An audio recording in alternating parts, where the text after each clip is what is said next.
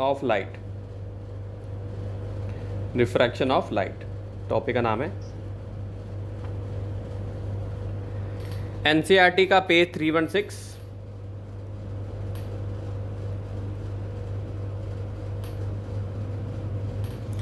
तो simple term में हम रिफ्रैक्शन किसे कह सकते हैं? सपोज करो, यस, जैसे मान लो मेरे पास क्या है, ये मेरे पास एक स्लैब है, ग्लास स्लैब है, ठीक है, ये ग्लास स्लैब है, और ये मैंने एक रेफरेंस के लिए एक लाइन ले ली नॉर्मल, ठीक। तो मान लो लाइट यहां से आ रही है, सपोज करो,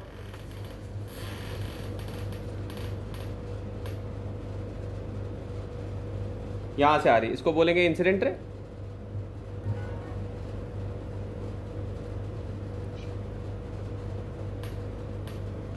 ठीक, अब यहां पे थोड़ी तो रिफ्लेक्ट हो गई, ये रिफ्लेक्टेड रे हो गई, और थोड़ी जो है रिफ्रैक्ट हो जाएगी, ये यहाँ पे रिफ्रैक्ट होगी, ये रिफ्रैक्शन कहलाता है, ठीक है। सिंपल टर्म्स में देखें तो डायग्राम से समझ में आ गया होगा रिफ्रैक्शन किसे कहते हैं और रिफ्लेक्शन किसे कहते हैं। तो ये रिफ्रैक्टेड रे हो जाएगी तुम्हारी, ठीक है। और यहाँ पे एंगल कितना है तुम्हारा? आर है, क्लियर। तो एक इंसिडेंट रे हो गया तुम्हारा, एक रिफ्लेक्टेड रे हो गया, और ये क्या हो गया? एक रिफ्लेक्टेड रे हो गया तुम्हारा, ये रिफ्लेक्टिंग सरफेस हो गई। इसको सरफेस को हम क्या बोलेंगे? Reflecting surface. ये क्या हो जाएगी तुम्हारी? Reflecting surface.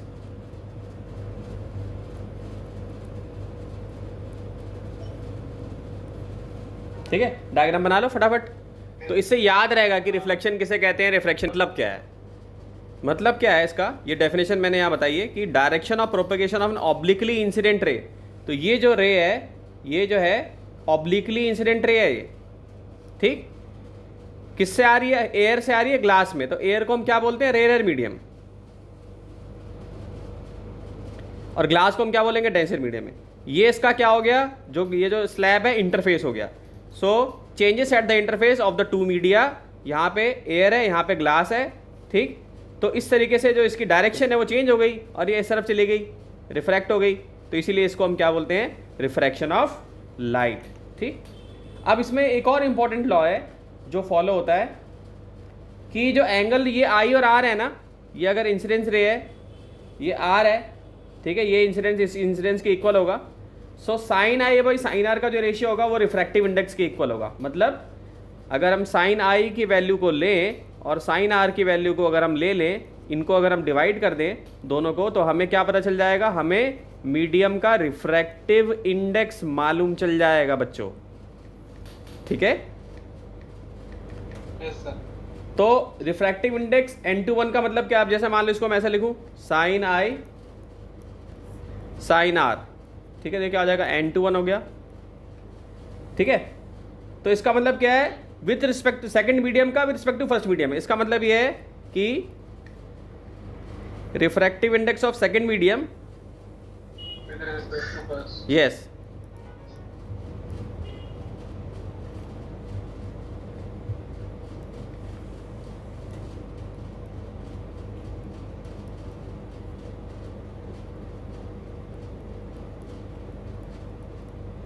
ठीक है, लिख लो इसको। आंसर कैसे लिखोगे? आंसर लिखोगे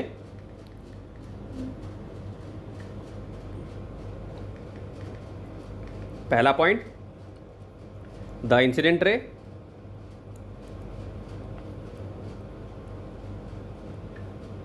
the reflected ray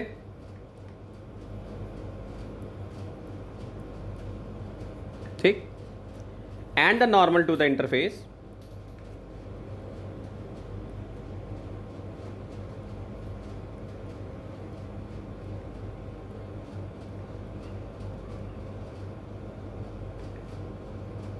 all lie in the same plane।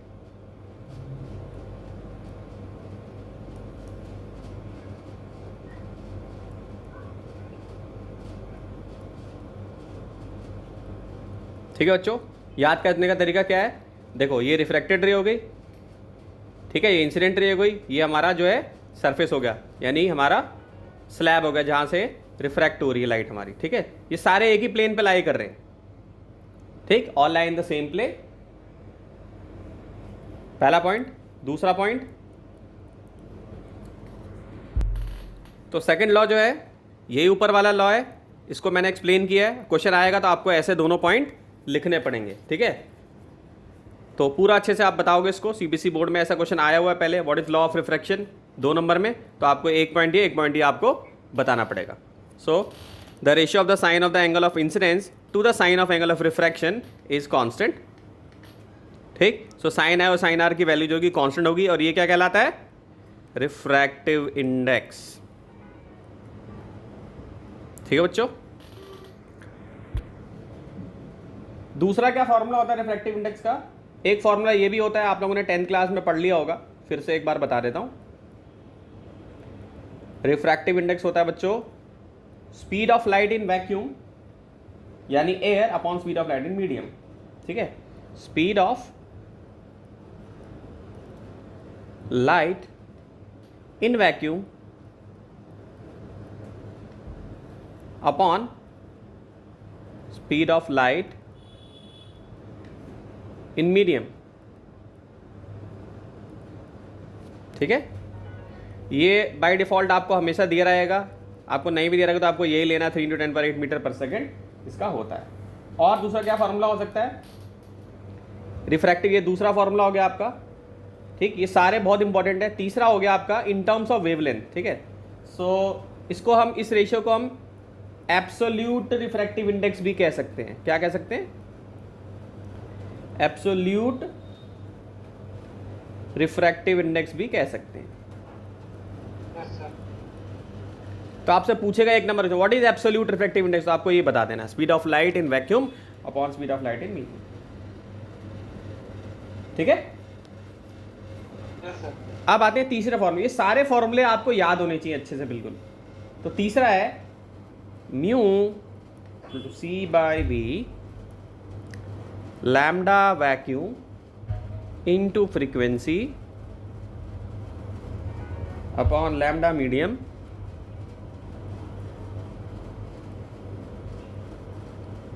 Into frequency, क्या आ जाएगा,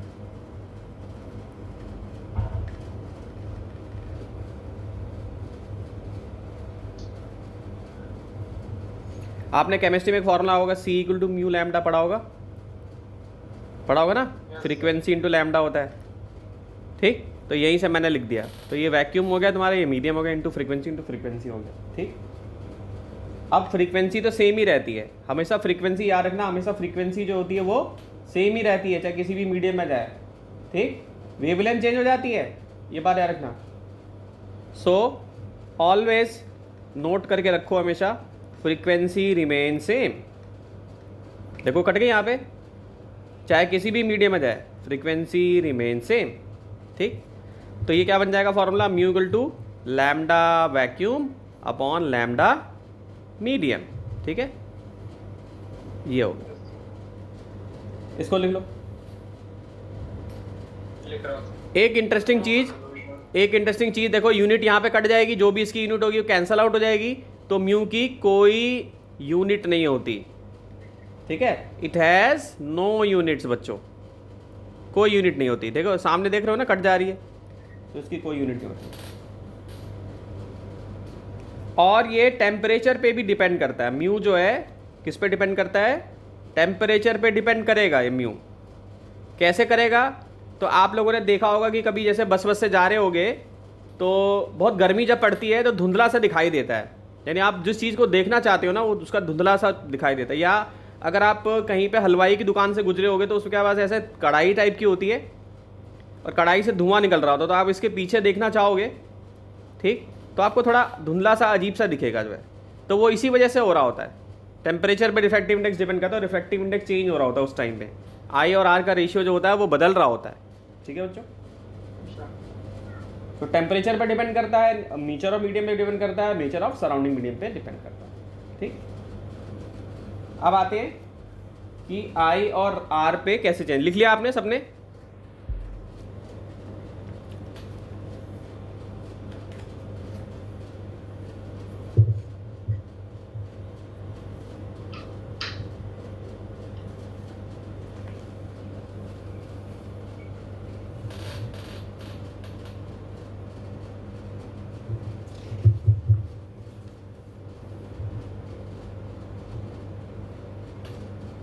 लिख लिया बेटा? लिख रहा हूँ।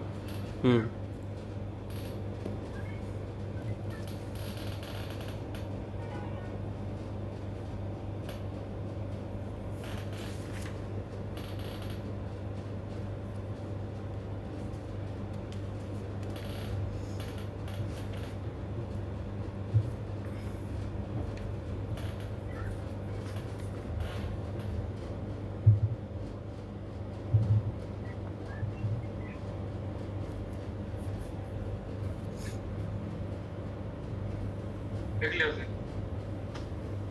ठीक है। एक और क्या फॉर्मूला होता है चौथा? सो न्यू का एक और फॉर्मूला होता है real depth upon apparent depth. तो अगर आप अपने एनसीईआरटी का ये डायग्राम निकालें, फिगर 9.10, तो इस डायग्राम में आपको दिख रहा होगा, ठीक, कि जैसे मान लो एक पानी के अंदर हमने एक सिक्का डाल दिया, यहाँ पे सिक्का डाल दिया, ठीक है। तो सिक्का जो है वो हमें यहाँ पे ऐसे महसूस होगा कि वो सिक्का यहाँ पर है, समझ गए? सिक्का हमेशा ऐसा महसूस होगा कि यहाँ पर है, समझ रहे हो? तो ये यहाँ से लेके यहाँ तक जो डिस्टेंस हो गया, ये तो रियल डेप्थ हो गया। और जो हमें महसूस हो रहा है, वो हमें यहाँ हमें ऐसा लग रहा है कि यहाँ पर है, थोड़ा उठा हुआ है ऊपर। तो ये जो डिस्टेंस है ये एपरेंट डेप्थ है। तो गांव के जो लोग होते हैं ना, पानी वगैरह में जैसे गहराई जब बाढ़ वगैरह आती है, तो मैंने नोटिस किया था पहले, जैसे मैं सोचता था ये क्यों भाई डंडे से क्यों मेजर कर रहे हैं। आज मुझे अब समझ में आया जब ऑप्टिक्स पढ़ा कि अच्छा ऐसा भी होता है। तो वो लोग, गांव के लोग जो है, देख के नहीं, ऐसे आंखों से देख के नहीं पता लगाते कि गहराई कितनी है, वो डंडा लेके ऐसे ऐसे गाड़ते हैं इसमें। जब डंडा गाड़ते हैं तो उससे मालूम चल जाता है कितनी गहराई है, और सेफली आगे मूव करते, क्योंकि जो हमें लगता है ऐसा होता नहीं है। मतलब हमें लगेगा बड़ा कम है, बहुत कम है गहराई, लेकिन डूबने का डर रहता है। तो गाँव जाता था, देखता था मैं नदी में, अरे ऐसा भी होता है। फिर बाद में पता चला ऑप्टिक्स में कि इल्यूजन होता है, एक ऑप्टिकल इल्यूजन होता है हमें, तो इससे डूब सकता है इंसान। ठीक है, तो याद रहेगा अब real depth upon apparent depth. ठीक है, ये भी एक फॉर्मूला होता है, लिख लो उसको। ठीक है, बहुत ये इंटरेस्टिंग चीज़ है कि सपोज करो ये एयर और ग्लास का इंटरफेस है, और ये मैंने नॉर्मल यहाँ बनाया हुआ है, और सपोज करो लाइट यहाँ से आती है। तो अगर ये एंगल बड़ा होगा ना, ये एंगल अगर बड़ा होगा ना, तो आर छोटा होगा, यानी इसका ये जो एंगल होगा ये छोटा हो जाएगा, ये आर इसका छोटा हो जाएगा। तो ये किस मीडियम में गया है? ये मीडियम किस मीडियम में गया तुम्हारा? ये रिफ्रैक्ट हो गई लाइट यहाँ पे,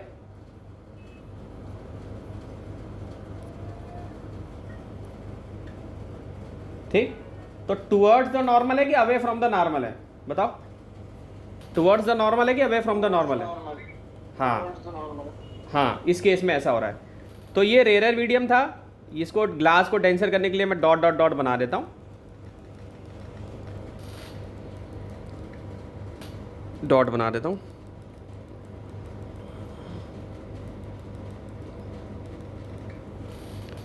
अब आते हैं डेंसर से रेयर में जा रहे हैं, ठीक है।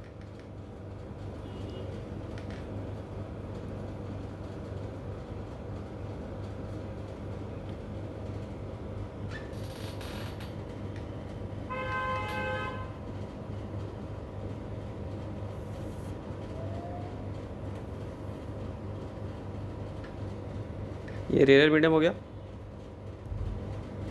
तो इस केस में एंगल छोटा होगा, देखा था हमने एंगल छोटा था,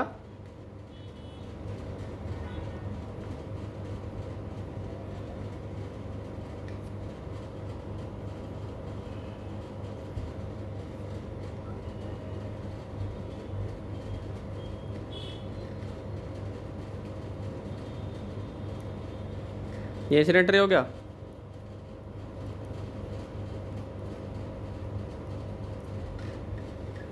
ये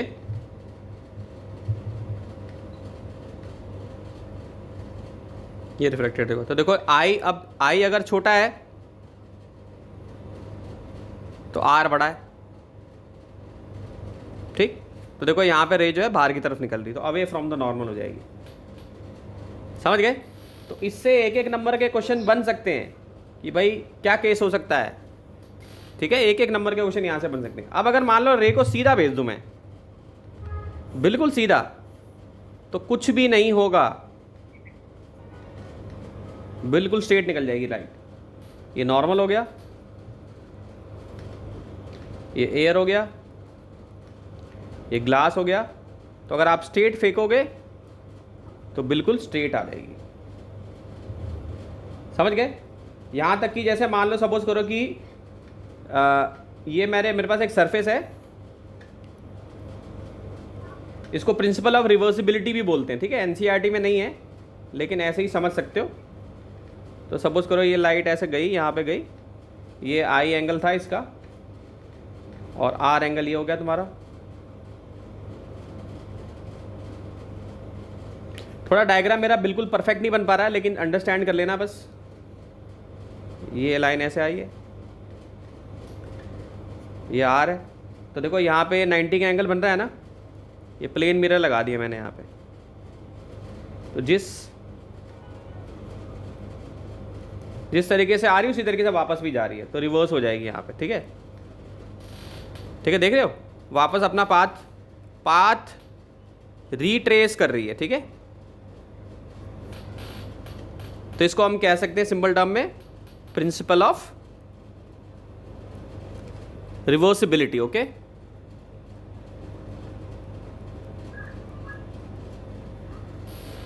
क्लियर है? लिख लो उसको बेटा। एक क्वेश्चन बहुत अच्छा बन सकता है, टर्पेंटाइन सीबीएसई का अच्छा प्रोबेबल क्वेश्चन बन सकता है आने वाले टाइम में, कि टर्पेंटाइन में और वाटर में किसका रिफ्रैक्टिव इंडेक्स ज़्यादा है, ठीक, और किसकी ऑप्टिकल डेंसिटी ज़्यादा है। ठीक, सो टर्पेंटाइन की ऑप्टिकल डेंसिटी ज़्यादा है वाटर से। ठीक है, ये इस पे फिल इन द ब्लैंक्स भी बन सकता है, ऑप्टिकल डेंसिटी इसकी ज़्यादा है वाटर से। ठीक, लेकिन मास डेंसिटी कम है।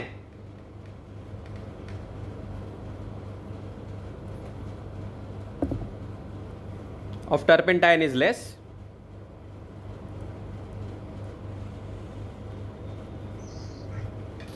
ठीक, अब ये ऑप्टिकल डेंसिटी क्या होता है? ऑप्टिकल डेंसिटी होता है ratio of speed of light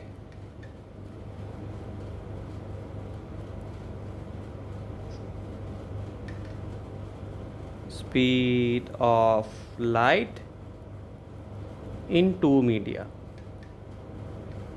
या इसको ऐसे भी कह सकते हो सिंपल टर्म में,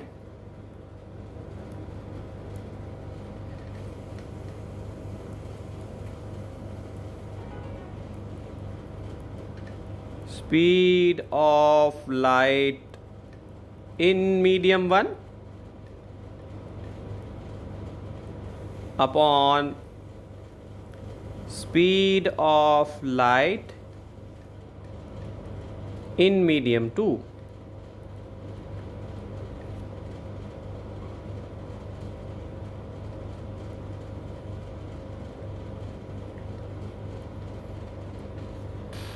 ठीक है, ये लिख सकते हो। तो ऑप्टिकल डेंसिटी अलग चीज है, मास डेंसिटी अलग चीज है। इस पे सीबीएसई क्वेश्चन बना सकती है। ठीक है, ओके बेटा, क्लियर है? इसको लिख लो। एनसीईआरटी का फिगर 9.11 पेज नंबर 318। ठीक है, ये हमें फिगर को ध्यान से देखना है। तो हमारा जो सन है वो कुछ मिनट पहले ही हमको दिखाई दे देता है। ठीक है, तो क्यों होता है ऐसा? ड्यू टू एटमॉस्फेरिक रिफ्रैक्शन, यानी जो हम रिफ्रैक्शन टॉपिक पढ़ रहे हैं, तो जैसे हमने पानी के अंदर देखा होते हुए, स्लैब के अंदर देखा, ऐसे ही हमारे एटमॉस्फेयर से भी रिफ्रैक्शन होता है। ठीक। तो इस पे 1 नंबर का क्वेश्चन आ सकता है कि एडवांस सनराइज ये क्वेश्चन आ सकता है, एंड डिलेड सनसेट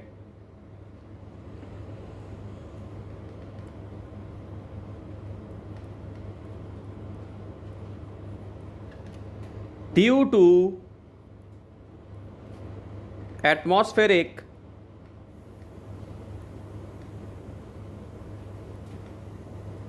refraction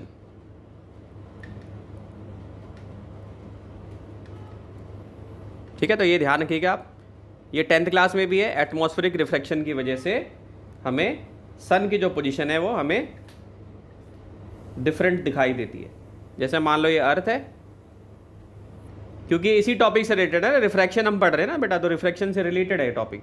कोई बंदा मान लो ऐसे देख रहा है, सपोज कर ऑब्जर्व कर रहा है, तो मान लो ये इधर से, लेकिन डायग्राम में थोड़ी सी दिक्कत ये है कि सन का साइज़ बड़ा है, सन का साइज़ बड़ा है अर्थ के कंपैरिजन में देखा जाए।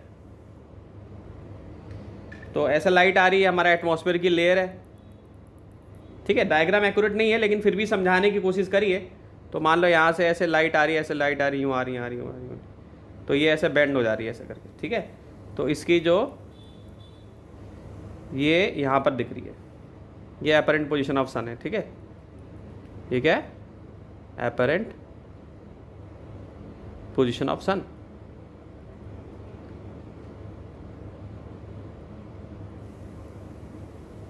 तो अर्थ हो गया, ये एटमॉस्फेयर हो गया,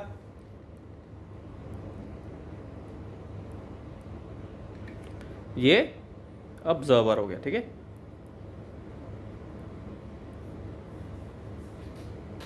क्लियर है?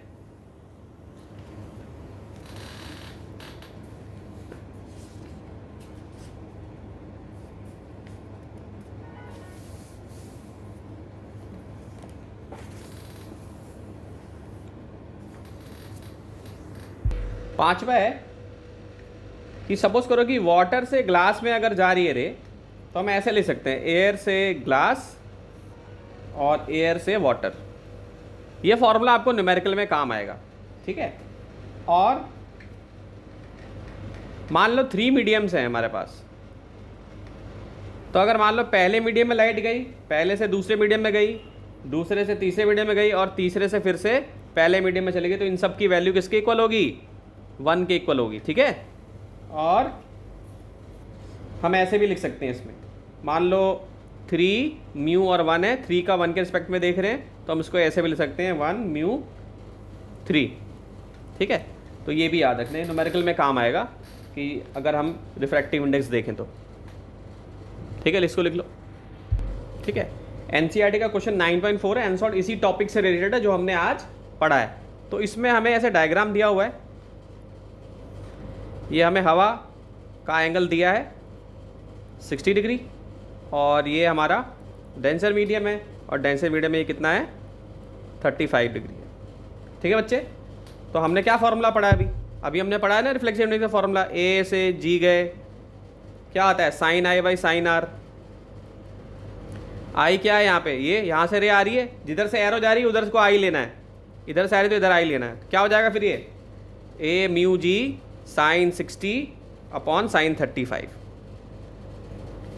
ठीक है। साइन 60 कितना हो जाएगा? 0.8660 अपॉन 0.5736, ठीक है। सो ये कितना आ जाएगा? लगभग 1.51 के इक्वल आ जाएगा, ठीक। अब इजीली कर सकते हैं आप लोग। तो एक दूसरा वाला जो है वो भी बहुत इजी है, ये मैं आप लोगों को करने के लिए छोड़ता हूँ। 41 की वैल्यू आप लोग देख लेंगे, 45 की तो सबको पता होती है, 41 डिग्री की देख लेंगे। सो 41 की होती है 0.656 होती है लगभग जो है, ठीक। तो बी वाले क्वेश्चन में भी यहाँ पे 60 डिग्री दिया हुआ, देखो ये देखना होता है कि कहाँ से लाइट इंटर कर रही है। तो यानी कि यहाँ पे साइन 60 अपॉन साइन 41 आप लोग लेंगे। सॉल्व सब लोग कर लेंगे, वीडियो को रोकें और अपने रजिस्टर में सॉल्व करके देखें, बहुत आसान है, इसमें कुछ बताने का नहीं है। साइन 60 की वैल्यू 0.86 ले लेता हूँ मैं, और इसकी 0.65 हो जाएगी। सॉल्व करेंगे तो कुछ वैल्यू आ जाएगी, ये लगभग 1.32 के लगभग आएगी, ठीक है। तीसरे वाला क्वेश्चन बहुत इंटरेस्टिंग है, क्योंकि तीसरे वाले में आर दिया ही नहीं है, ये अच्छा है, थोड़ा सा इसमें इन्होंने ट्विस्ट किया है। 45 डिग्री पे यहाँ से आ रहा है और ये ग्लास हो गया तुम्हारा और ये वाटर हो गया। तो उसको कैसे करेंगे भाई? तो इसमें थोड़ा सा ट्विस्ट है। तो अभी हमने क्या देखा था, एक फॉर्मूला हमने देखा था, ये लिखा था हमने फॉर्मूला, ये वाटर से ग्लास में जा रहे हैं। तो देखो यहाँ पे भी वाटर से ग्लास में जा रहे हैं ना, वाटर से ग्लास में जा रहे हैं ना। तो क्या लिख सकता हूँ, वाटर से ग्लास में जा रहे हैं तो वाटर को ऊपर लिख लिया, ग्लास को नीचे लिख लिया मैंने। तो इसको ऐसे भी लिख सकता हूँ मैं, एयर से ग्लास, एयर से वाटर, ठीक लिख सकता हूँ ना। और क्या लिख सकता हूँ, sine i by sine r, क्योंकि ये फॉर्मूला मैंने अभी बताया, इसको यूज कर रहा हूँ मैं यहाँ पे। और ये किसके इक्वल होता था, sine i by sine r के इक्वल होता था, ठीक है। तो एयर और ग्लास का जो इंटरफेस होता है उसमें जो वैल्यू हमें लेनी है वो लेनी है 1.51, ठीक है। और एयर और वाटर में 1.32 होती है लगभग, ये पता होनी चाहिए, ठीक है। तो हम क्या करेंगे, यहाँ पे आई में क्या डाल देंगे, साइन 45 डाल देंगे, आर को छोड़ देंगे वैसे क्या वैसे, क्योंकि एयर ग्लास और एयर वाटर की याद होनी चाहिए तुम्हें, ठीक है। तो वो यही होती है, एयर से ग्लास में अगर जा रही तो 1.51 ही होगी, एयर से वाटर में जा रही तो 1.32 हो जाएगी, ठीक है। तो ये हम यूज़ कर लेंगे। एक हमारे पास अननोन रह गया साइन आर, साइन 45 की वैल्यू कितनी होती है, 0.7 होती है। तो साइन आर की वैल्यू क्या हो जाएगी, ये याद होना चाहिए। एयर से ग्लास में से जी की वैल्यू 9.8 होती है, तो ये पता होना चाहिए कि कितना होता है, ठीक है। एयर से वाटर में जा रही है तो इतना होता है, 1.32 होता है, ये याद होना चाहिए, ठीक है। तो ये आ जाएगा 1.32 इंटू 0.7071 अपॉन 1.51, तो ये आ जाएगा तुम्हारा 0.6181, ये साइन आर हो जाएगा, ठीक है। इसको लिख लीजिए, सब लोग सॉल्व करके देख लीजिए कितना आ रहा है। तो ये लगभग जो होगा आपका अप्रॉक्सीमेटली ये हो जाएगा 38.2 डिग्री। मैं कैलकुलेटर से अगर यूज़ करेंगे तो इसकी वैल्यू इतनी आ जाएगी, ठीक है। इसको सॉल्व कर लें फटाफट वीडियो को रोक कर।